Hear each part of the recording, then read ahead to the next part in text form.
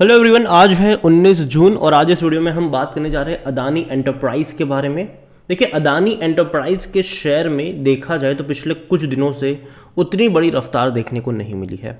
जैसे ही supreme court के panel की तरफ से एक वर्डिक्ट आया था, एक झटके में हमने बहुत बड़ी तेज़ी देखी, लेकिन उसके बाद अगर आप देखो तो ये थम सा गया है। बल्कि क्या, धीरे धीरे पता भी नहीं चल रहा उस तरीके से ये नीचे की तरफ जा रहा है। तो बातचीत करेंगे वीडियो में कि भैया चल क्या रहा है अदानी एंटरप्राइज में और लॉन्ग टर्म के लिहाज से कंपनी फंडामेंटली कहां पर स्टैंड आउट करती है। वीडियो को शुरू करो उससे पहले अगर आपने अभी तक चैनल को सब्सक्राइब नहीं किया है तो प्लीज़ अभी इसे सब्सक्राइब कर लीजिए, क्योंकि आगे भी बहुत सारे वीडियोज़ हैं जो आपको काफ़ी ज़्यादा हेल्प करेंगे। तो एंटरप्राइज का शेयर 2475 रुपये के आसपास ट्रेड कर रहा है। देखो, बाजार में अच्छी तेज़ी है, लेकिन अदानी ग्रुप में देखा जाए तो वो तेज़ी नहीं देखने को मिल रही है। अदानी एंटरप्राइज 1.5% की गिरावट दिखा रहा है। अदानी विल्मर जहां था वहीं पर है, मतलब कोई इतनी बड़ी तेज़ी नहीं है। गैस का भी कुछ ऐसा ही हाल है। पावर में भी देखो तो कुछ ऐसा ही हाल है, 1% की तेज़ी है यहाँ पर। ग्रीन भी अगर आप देखो तो लंबे समय से 950 रुपये के आसपास अटका हुआ है।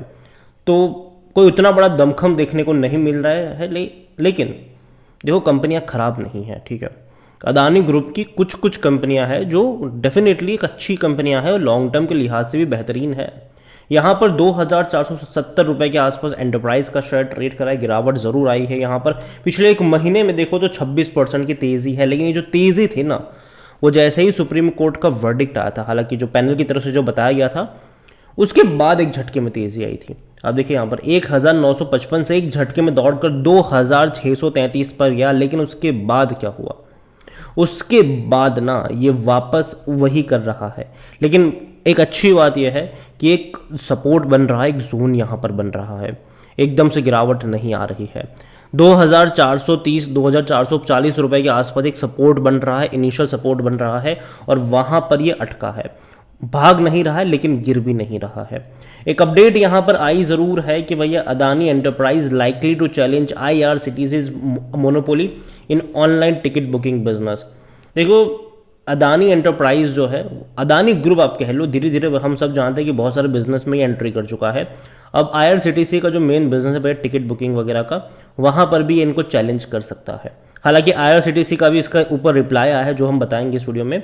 तो यहाँ पर आप देखिए कि Adani enterprise will soon begin selling online train tickets after the company on Friday announced that they had signed a share purchase agreement with Stark Enterprise Private Limited।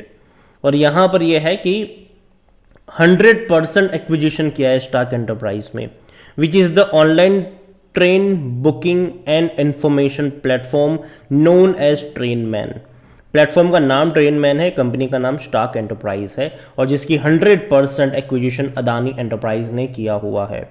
और ये बड़ी बात है, ठीक है, ये काफ़ी बड़ी बात है। हालांकि IRCTC का भी इसके ऊपर काउंटर रिप्लाई आया है कि भैया जो ट्रेन मैन है वो हमारे लिए कोई थ्रेट नहीं है, बल्कि वो एक लौती कंपनी नहीं है। उनका ये कहना है कि Trainman is one of the 32 authorise business to customer partner of the IRCTC and Adani enterprise taking it over will not challenge anything. ये उन्होंने कहा है कि भैया कोई ऐसा नहीं होने वाला है, और सिर्फ ये अकेला नहीं है, और 32 बिजनेस टू कस्टमर भी है यहाँ पर, ठीक है। और इनका सिंपल सा ये कहना है कि ये उनके लिए सिर्फ एक पूरक होंगे, ना कि उनके लिए कोई खतरा या कंपटीशन, ये उनका कहना है। देखते हैं कि भैया जो भी होगा वो तो आने वाला वक्त ही बताएगा। लेकिन देखो, कोई नेगेटिव इम्पैक्ट नहीं पड़ा है IRCTC के ऊपर, क्योंकि IRCTC के शेयर प्राइस में देखा जाए तो आज के दिन में कोई गिरावट देखने को नहीं मिली है, बल्कि 1% की तेज़ी ही है। लेकिन बात करते हैं एंटरप्राइज को लेकर, अदानी एंटरप्राइज में तो देखा जाए तो एक साल का अगर हम ग्राफ देखें तो 18% का ग्रोथ जरूर है। बड़ी रफ्तार हमने देखी, यहाँ पर 4000 रुपये से भी ऊपर शेयर चला गया था, लेकिन उसके बाद हिंडनबर्ग की जैसे ही रिपोर्ट आई, हालत बद से बदतर हुई और लगातार ये गिरा था। 1100 रुपये तक चला गया था, वापस बाउंस बैक दिखाया, 2000 पर आया, वापस उसने लंबा वक्त बिताया था 1600 से 1800 रुपये के आसपास। और उसके बाद जैसे ही सुप्रीम कोर्ट की पैनल की तरफ से एक वर्डिक्ट आया, सीधा 2600 पे चला गया और अभी 2400 रुपये के आसपास ये टाइम स्पेंड कर रहा है। जैसे ही, मतलब बिल्कुल वैसे ही जैसे उसने 1600 से 1800 रुपये के आसपास किया था, तो ये बिल्कुल वैसा ही है। मुझे लगता है कि कुछ दिनों तक अगर ये इस रेंज के आसपास रहता है और इस लेवल को मेंटेन करके रखता है तो वापस आपको एक बड़ा शूट आउट मतलब शूटअप भी यहाँ से देखने को मिल सकता है। फिर एक बड़ी रफ्तार आप यहाँ से एक्सपेक्ट ज़रूर कर सकते हैं एंटरप्राइज में। अदानी एंटरप्राइज को लेकर अगर हम देखने की कोशिश करें तो देखो यार, वैल्यूएशन के हिसाब से देखा जाए तो ये महंगा तो है। 115 का इसका पी रेशियो है, सेक्टर पी उससे भी कम है, लेकिन मार्केट कैप काफ़ी बड़ा है, 2,85,000 करोड़ से भी ज़्यादा का इसका मार्केट कैप है। और देखो काफ़ी बड़ी कंपनी है ये अदानी एंटरप्राइज में, बहुत कुछ आता है, बहुत सारे बिजनेस इसी के अंदर में आ रहे हैं अभी के टाइम पर।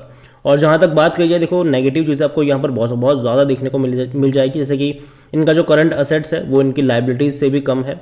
यहाँ पर आरओई भी देखा जाए तो कम है 3 साल का। हाई डेट है, कंपनी के ऊपर कर्जा बहुत ज़्यादा है और कंपनी कोशिश कर रही है इसको कर्जा चुकाने को लेकर भी बहुत ज़्यादा कंपनी कोशिश कर रही है। अभी कंपनी जो है वो क्यूआईपी लेकर आने वाली है, 12,500 करोड़ रुपए का क्यूआईपी लेकर आने वाली है।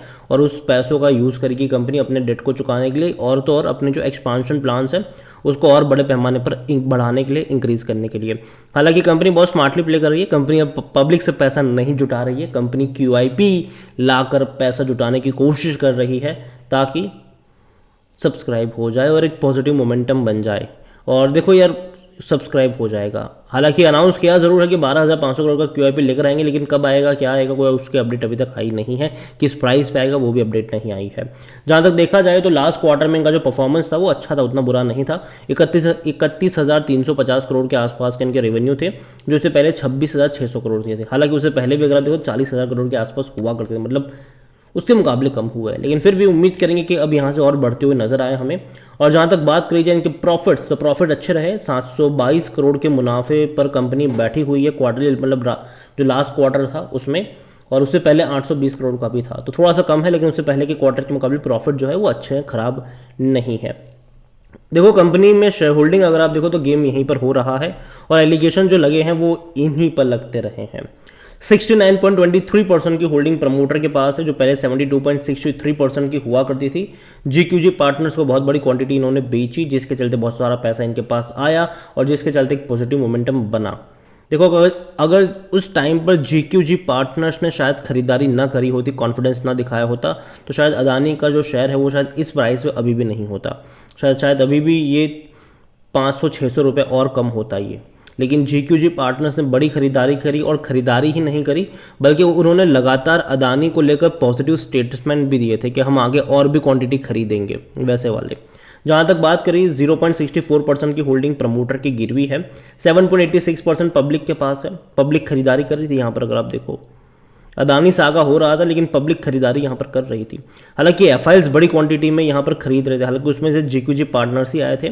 17.75% की होल्डिंग है उनके पास। डीएल्स अगर आप देखोगे तो 5.16% की होल्डिंग है, और उनमें से म्यूचुअल फंड्स ने बिकवाली करी थी, 1.19% की होल्डिंग 0.87% पर आ गई, बड़ी क्वांटिटी बेची। लेकिन इंश्योरेंस कंपनी ने खरीदारी कर ली, 4.25 से 4.28 पर आ गए ये लोग। एलआईसी भी बहुत बड़ी क्वांटिटी यहाँ पर ओन करके बैठा हुआ है अदानी एंटरप्राइज में। देखिए अदानी एंटरप्राइज कंपनी खराब नहीं है, और मुझे लगता है कि यहाँ से शायद एक सपोर्ट बन सकता है, ये जो लेवल है 2,400 रुपये के आसपास का, यहाँ पर एक लेवल बन सकता है, एक सपोर्ट बन सकता है जो इसको ऊपर की तरफ पुश करने में हेल्प करेगा। लेकिन हाँ, ये कुछ टाइम बिताएगा अभी ये, क्योंकि अभी अगर आप देखो तो पिछले कुछ टाइम में ना भैया बाजार ने अंधाधुंध तेज़ी दिखाई है। पिछले हफ्ते अगर हम देखें तो बहुत शानदार तेज़ी थी बाजार में, लेकिन अदानी एंटरप्राइज में वो देखने को नहीं मिला, बिल्कुल फ्लैट रहा था ये, तेज़ी में कुछ भी पार्टिसिपेट नहीं किया इसने। आज भी तेज़ी है लेकिन ये भैया गिरावट दिखा रहा है आज के दिन में। तो देखो मुझे लगता है कि ये टेम्पररी अगर यहाँ पे अटकता है, रुकता है, सपोर्ट बनाता है, तो फिर भागने के लिए तैयार भी हो जाएगा। और देखो जब खबर आएगी इनके क्यूआईपी की कि किस प्राइस पे हो रहा है, तब डेफिनेटली वो प्राइस थोड़ा सा मैटर करेगा, क्योंकि जिस प्राइस पे क्यूआईपी आएगा शेयर जो बाज़ार का प्राइस है वो भी उसको एडजस्ट करने की कोशिश ज़रूर करेगा। तो मैं यही कहूँगा कि नज़र होनी चाहिए यहाँ पर कि क्या हो रहा है। अगर आपके पास है तो रखे रहो, पैनिक में आकर बेचने की ज़रूरत नहीं है। और लॉन्ग टर्म में मुझे लगता है कि रिकवर कर जाएगा ये, लेकिन हाँ लॉन्ग टर्म से मेरा मतलब ये है कि भैया अपडेट्स पे हमें नज़र रखनी पड़ेगी कि क्या अपडेट्स आ रही है स्पेसिफिकली पॉलिटिकल वाइज। बाकी मर्जी आपकी है। और एनालिसिस के लिए जिस पोर्टल का मैं इस्तेमाल कर रहा हूँ, ट्रेड ब्रेन्स, अगर आप भी इसको यूज़ करना चाहते हैं तो लिंक मैं आपको डिस्क्रिप्शन में दे दूँगा। और अगर आप मेरा कूपन कोड HSA20 का इस्तेमाल करोगे तो आपको 20% डिस्काउंट भी मिल जाएगा।